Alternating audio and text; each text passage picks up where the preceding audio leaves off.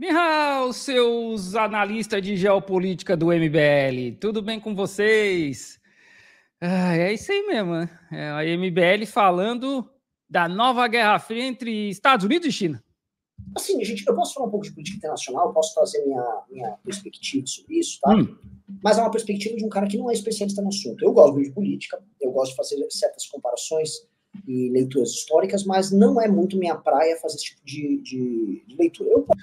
Pelo menos ele, ao contrário de outras pessoas, ele foi honesto, né? Ele foi honesto e falou, olha, eu vou dar a minha opinião aqui, mas eu não sou especialista, né? Pelo menos isso, né?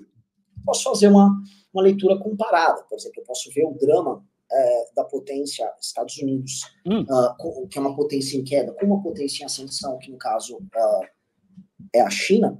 Eu posso fazer uma leitura aqui muito mais conceitual do que com temas internos, né? Por exemplo, eu não me debrucei, como o Ricardo debruçou agora, sobre como foi agora, vamos dizer, a convenção, o congresso do Partido Comunista, quais foram as diretrizes que foram dadas.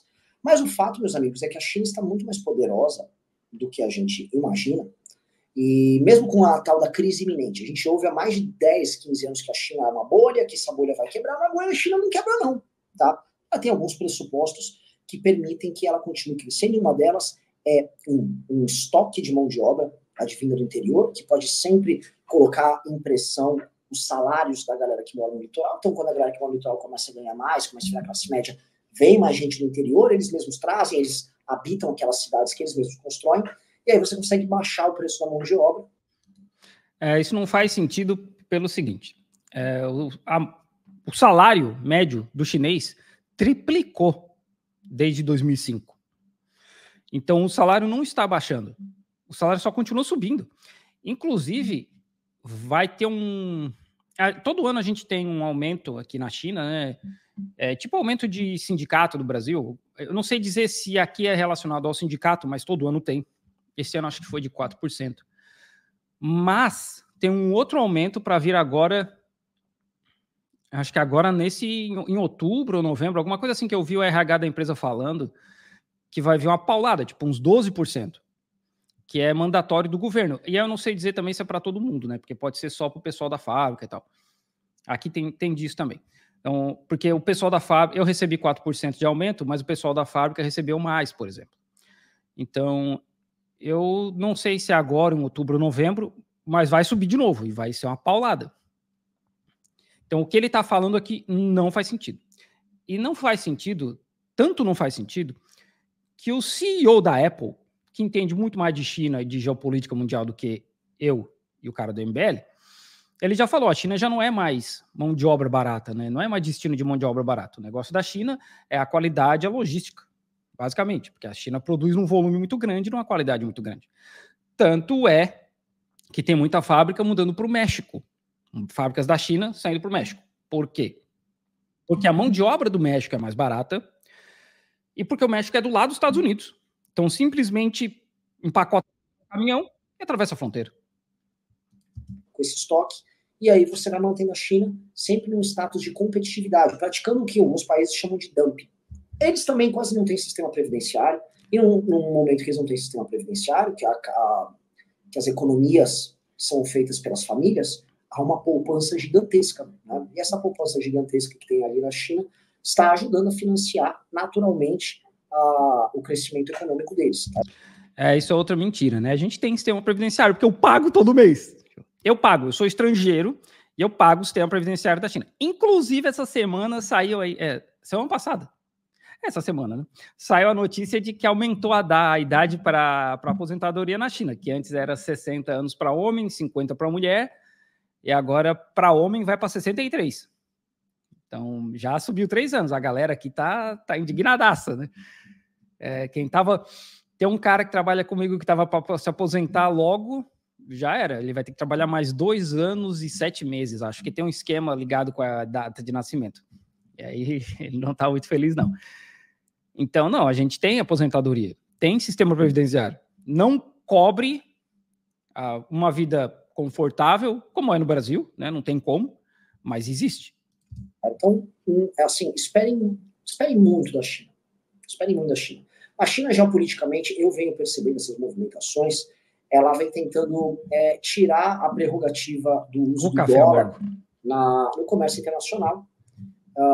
Então, esses acordos que a gente fica vendo, essa própria ideia de uma moeda do Mercosul, uma moeda comum, é muito menos sobre a gente começar a usar o yuan para comercializar e muito mais sobre nós não usarmos o dólar para fazer esse comércio. E para a China interessa que as pessoas não usam o dólar, porque quanto menos as pessoas usarem o dólar, menos os Estados Unidos podem exportar a sua inflação, que é, vamos dizer assim, um presente que os Estados Unidos têm. Justamente, né? Ao fazer com que o comércio internacional, em especial o comércio de petróleo, que é a grande commodity global, se faça em dólar. Assim, o mundo vive em dólar e o mundo vive de acordo com as expansões e contrações do próprio dólar. E é aí que os Estados Unidos consegue ter uma dívida interna de, sei lá, 1 trilhão. É um troço absurdo, né? Ou até mais. Assim, sinceramente, eu não sei quanto é que é, mas eu sei que é um troço absurdo. Teto de gasto nos Estados Unidos não existe. Né? Então, um dos motivos é esse, que todo mundo negocia em dólar, então eles conseguem exportar essa inflação para o resto do mundo. E a China quer enfrentar isso. Então, se a China conseguir um mundo multilateral que não use o dólar no comércio internacional, claro, os Estados Unidos vão penar e vão penar muito. Né? Quem aqui já esteve nos Estados Unidos, quem esteve nos Estados Unidos recentemente, sabe a pujança econômica, né? Você 35 trilhões. 35 trilhões. Olha o nível do negócio. Trilhão com T, sabe? Olha o nível da parada. Porque eu acho engraçado assim. Eu tenho lá os reacts lá no Instagram, remix, né? Que chama Instagram. Quem não me segue lá no Instagram, quiser lá seguir, Felipe Pondurante. E aí sempre vem uma galera... Esses dias teve uma galera reclamando, enchendo o saco. Porque aqui no Brasil teto de gasto, porque o governo não está respeitando o teto de gasto. Maluco, Japão, França, Estados Unidos. Ninguém respeita teto de gasto. Sabe? Eu não sou economista, mas eu sei que esses países não respeitam. Sabe? Não respeitam. E o mundo não negocia em ien. Ien é a moeda do Japão, né? O Japão dá o jeito deles lá e eles não estão nem aí, cara. A China tem todo um sistema, porque é um país gigantesco, a fábrica do mundo é aqui, né? Mas a galera fica, porque o teto de gasto? Porque é a propaganda que bota na cabeça de vocês. Os Estados Unidos é uma máquina de fazer dinheiro, muito dinheiro circular. Claro. Não apenas porque eles são um povo produtivo, geradores de tecnologia, são uma grande potência global, mas... Assim, ó, $1 trilhão já dava para pagar umas dívidas, né? Assim, eu já conseguia ter uma vida confortável, acho, com $1 trilhão. Por conta da posição um café melhor, inclusive. Outrora hegemônica deles, eles garantiam essas coisas. Por exemplo, o fato do mundo ter que usar petróleo usar dólar para negociar petróleo. Onde eu quero dizer com isso? Que mesmo com essas vantagens que os Estados Unidos têm, a China avança, a China chega. A China, ela quer controlar a região do Mar Amarelo, que é a região que tem o maior número de pessoas morando no mundo, e não são pessoas pobres. Nessa região que tem Coreia do Sul, tem Coreia do Norte, beleza. Tem Japão, tá? Tem todo o litoral chinês, onde está concentrado as pessoas mais ricas da China. Galera, o PIB do mundo foi deslocado para lá. E eles não querem que Taiwan, que está ali naquela região, fique na mão dos Estados Unidos, na prática, sejam aliados dos Estados Unidos junto com o Japão. O PIB do mundo voltou para cá, né? Porque quando começa... Eu sou obrigado... assim, ó, uma das vantagens de eu fazer React é que eu não preciso estudar muito. Não que eu não estude, né? Inclusive, agora eu estou lendo o livro do Henry Kissinger sobre a China. Só que, assim, basicamente, essa galera do Brasil, que como ele, pelo menos, como eu falei, ele foi honesto, ele falou que ele não entende muito, né? Então, pelo menos isso. Mas, normalmente, essa galera do Brasil, inclusive gente como o Rock, que se vende como cientista político, é muito fácil, porque, assim, o PIB da China, quando começa a Primeira Guerra do Ópio, correspondia a 30% do PIB mundial, tipo, o mundo inteiro. Então, o PIB do mundo estava aqui já. Esse PIB desloca por conta das guerras do ópio, que foram literalmente guerras travadas pela família real britânica para vender droga dentro da China, né? A maior família de traficante de droga da história, né? A família da Elizabeth, que está lá jogando truco com o Olavo, sentado no colo do capeta. Então, era tudo aqui já. A Índia era muito rica, a China sempre foi rica, só que isso aí foi deslocando por conta do colonialismo, do imperialismo, que pegou toda essa riqueza, né? Só da Índia tem um cálculo que foram mais de 100 trilhões de libras. Tipo, um troço, assim, é muito absurdo. A quantidade de riqueza que a Inglaterra tirou da Índia. Então, está voltando para cá. A China quer ter o domínio dessa área. O mundo foi deslocado para essa área. Logo, se a China mandar nessa área, a China vai mandar em grande medida na economia global. Outro ponto que a gente também tem que perceber é o fato da China ser o país que mais investe na África e ser o país que constrói as relações políticas e comerciais mais sólidas nesses países. E a África será justamente um dos celeiros do mundo, ou seja, a agricultura vai avançar na África. Por quê? Mas a África, ela será... Por que a agricultura vai avançar na África? Por quê? Porque existe uma diferença muito pequena entre o que os europeus e os Estados Unidos fizeram na África e o que a China está fazendo. Porque a China está investindo dinheiro, está investindo em opções, porque eles não querem depender só do Brasil, então eles estão plantando soja, estão plantando abacate, para não depender só do México, na verdade, né? Porque abacate vem bastante do México. Estão plantando um monte de coisa na África. Os chineses estão investindo nisso, em vez deles só ficar roubando e matando como os europeus e os Estados Unidos fazem. Vamos dizer, a bomba demográfica desse século, né? A África vai se tornar o continente, se não o mais populoso, um dos mais populosos de todos, e assim ela vai ter crescimento econômico, vai ter gente, vai ter pressão de imigração para outros lugares. Então, o controle da China sobre a África é também um controle da China sobre seus adversários, especialmente sobre o controle da China. Tá? Então, a gente está vendo aqui, eu sei que muita gente quer acreditar que é alien, né? Eu adoraria, assim, eu sou bem sincero, eu adoraria que fossem aliens. Mentira, eu morro de medo de aliens. Seria uma situação horrorosa. Mas... morre de medo do quê?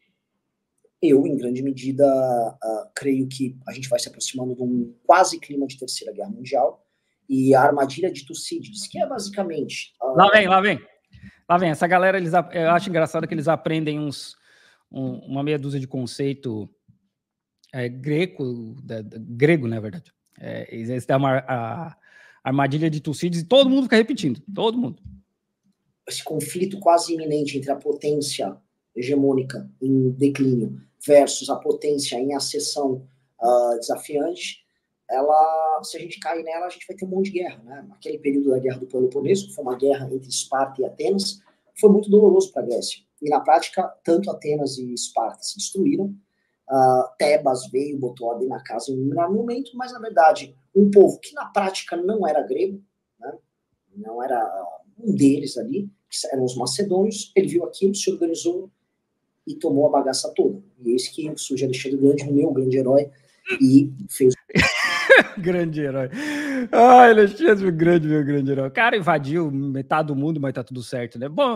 Bom dia, dona Camila. Bom dia, dona Camila. Tudo bem com você nesse sábado à noite aí, em casa, assistindo a minha cara feia? Tudo bem? Bom dia. O que fez, né? Então, sim, a gente está vendo um processo que eu acho que a gente tem que estudar ele muito menos de acordo com, enfim, uma invasão do espaço aéreo aqui, uma invasão do espaço aéreo ali, mas olhar de uma outra maneira. Mas peraí, quem faz invasão de espaço aéreo são os Estados Unidos.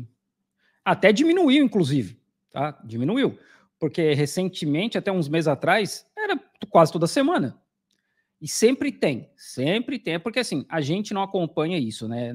Mas tem uns caras lá no Twitter, que eu me recuso a chamar de X, né? Lá no Twitter, que são os nerdão de acompanhar essas movimentações militares.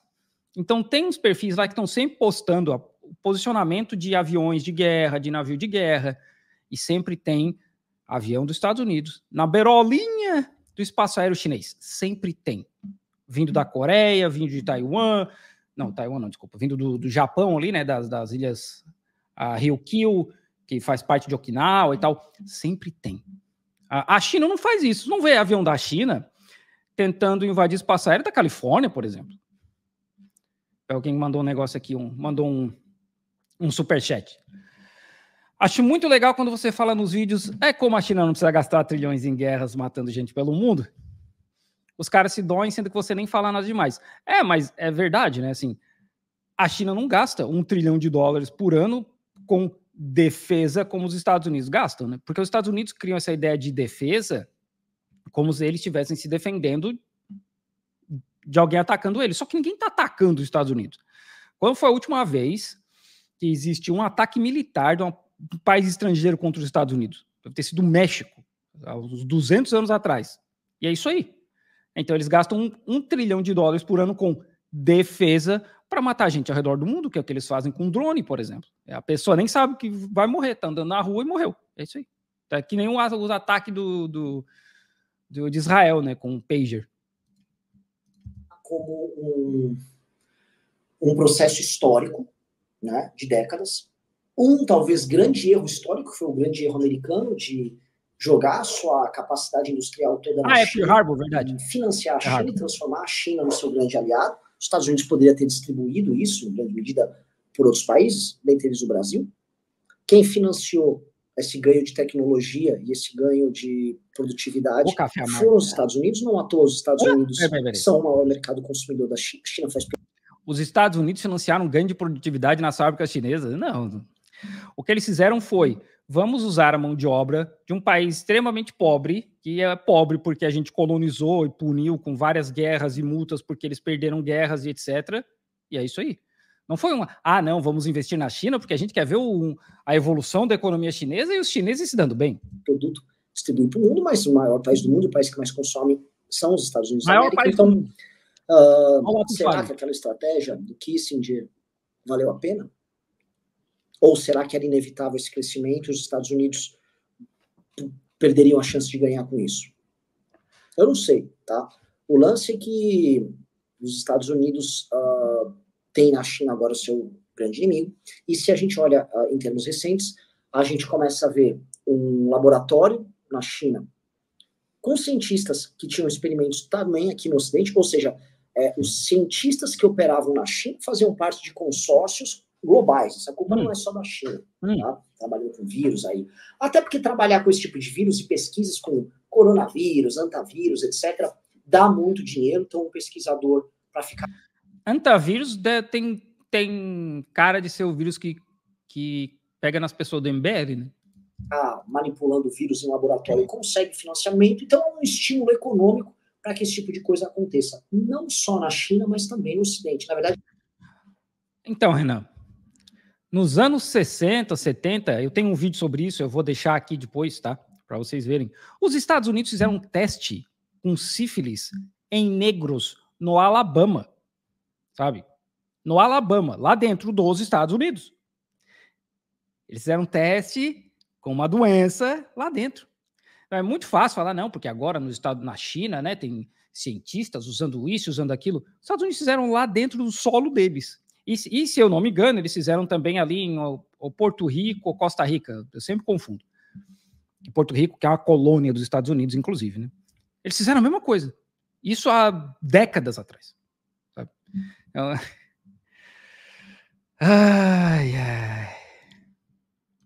Especialmente no Ocidente. Outra coisa.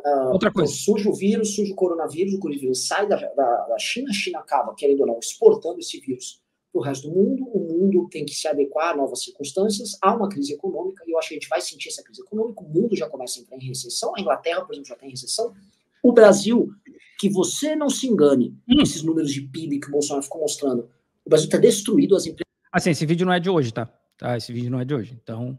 Acho que já tem um ano, alguma coisa assim. As brasileiras de varejo estão destruídas, a crise econômica no varejo já chegou, não é só nas lojas americanas, a Marisa já sentiu, o Magazine Luiza já sentiu. Coitada da Marisa. Isso está afetando pequenas e médias indústrias, vai ter falência em massa no Brasil e a gente vai sentir essa bagaça toda, o que é o resquício do coronavírus. Com o coronavírus cai o Trump... Não é o capitalismo, é o coronavírus, não é o capitalismo. Biden... Entre o Partido Democrata com uma postura muito mais belicosa que a do Donald Trump. Donald Trump foi um cara que encerrou guerras, não um cara que iniciou guerras. Há a invasão russa da Ucrânia, a Rússia aliada da China, pressão sobre a OTAN apoiando a Ucrânia como resposta. Eu e Arthur vamos para a Ucrânia. Foi antes deles irem? Mano, esse vídeo é bem antigo, então, né? Você vira a piscadinha aí, Arthur, vamos para a Ucrânia?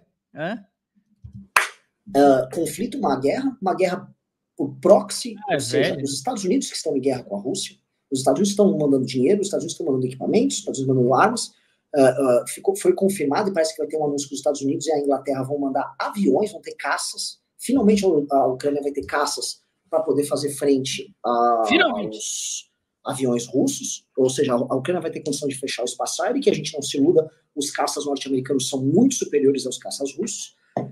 A China vai continuar, e a Índia também, verdade seja dita, fazendo comércio com a Rússia. Petróleo russo continua sendo vendido no mundo inteiro, eles só fizeram um cambal lá, então a Rússia vai continuar tendo seus produtos, suas commodities circulando pelo mundo. E quem que está comprando? Né? A Europa comprando petróleo e gás russo? Porque assim, as sanções não é para tudo, né? Não é para tudo. Gente, vamos sancionar aqui umas máquinas que a gente não pode mandar para lá, porque pode ser de uso duplo, né? Uso militar e uso industrial. Mas o gás a gente não sanciona. Por quê? Porque a gente tem que manter os europeus quentinhos no inverno, né? E logo mais, talvez a Rússia seja alguém que vai fazer guerra com os Estados Unidos por proxy, sendo proxy da China. Né? Conflito em Taiwan esquenta, e talvez esse conflito Rússia e Ucrânia seja apenas um prenúncio de um conflito maior que ocorre no Mar Amarelo. Aí, esse ano, essa questão toda envolvendo só 2.300 pessoas aqui, né? Pô, mano, tá reclamando? Eu tô com 315 na live num sábado à noite, tá reclamando de 2.300. Quisera eu ter 2.300, né? Pô, tô chateado. Mano, eu disparei falando aqui com vocês. Tô chateado. E vocês não estão dando like. Eu tô chateado com vocês, galera. Olha, também tô chateado. Vocês não estão dando like aí. Vocês são tudo fã do MBL, fã do Professor Rock. Vocês não estão dando like. Eu tô chateado que nem esse rapaz aí. A gente, nós estamos subindo muito, mas ela começou a dar uma caída esses dias. Acho que é uma falta de pauta aí e tal, mas...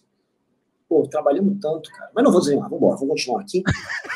Então, o cenário, galera, quando se a gente olhar e colocar em perspectiva que, esse conflito entre China e Estados Unidos é um conflito iminente pela própria natureza da tensão entre uma potência declinante e uma potência ascendente. É iminente por parte dos Estados Unidos, né? Porque a China mesmo não começou guerra com ninguém, né? A China tá de boa aqui, vendendo os negócios deles. Quem que tá cutucando são os Estados Unidos. 2, evento coronavírus. 3, evento Rússia. É óbvio que tem uma coisa acontecendo. Nós trabalhamos. E 4, né? Eu falei na live de tarde hoje com o Arthur, mas eu acho que vale a pena a gente aprofundar. O fato de tantos artefatos terem invadido o espaço aéreo americano retira um pouco aquela mítica da inviolabilidade do território americano. Que artefatos invadiram o espaço aéreo americano? Será que ele está falando do balão espião chinês ainda, não? Os americanos estão percebendo que dispositivos conseguem entrar lá. E se um desses dispositivos carregasse uma bomba atômica? Ah, sim! O cara acha que a bomba atômica é do tamanho do meu power bank aqui, né? Os caras não tem noção de nada mesmo. Ai, cara. Ele deve ser fã do rock, cara. É balão atômico, foda-se, mano. É bem isso aí mesmo, balão atômico, foda-se. Eles não foram captados, eles estavam dentro do território americano. Cara, eu acho que é isso mesmo. Então, o mito da inviolabilidade do território americano é um mito. Eu tenho certeza que agora eles estão naqueles... Ele não deve estar no DEFCON, né, que é vamos dizer, os alertas dele no mais baixo. Eles estão agora, tem que pular. E agora? Tal. Então, a partir do momento que a potência americana passa a sentir que ela está sendo acossada... Maluco. O próprio Estados Unidos admitiu que eles estavam monitorando esse balão depois que o balão se perdeu aqui em Hainan, aqui no sul da China. Eles mesmo falaram isso. Quando o balão começou a se perder e começou a voar pelo Pacífico, eles já estavam monitorando. Então não foi assim, nossa, meu Deus do céu, tem um balão aqui em cima dos Estados Unidos, o que é que a gente faz agora? Os caras já sabiam, cara. E já sabiam que era um balão, já sabia que era um balão meteorológico. Só o Rock mesmo, que até hoje não admite.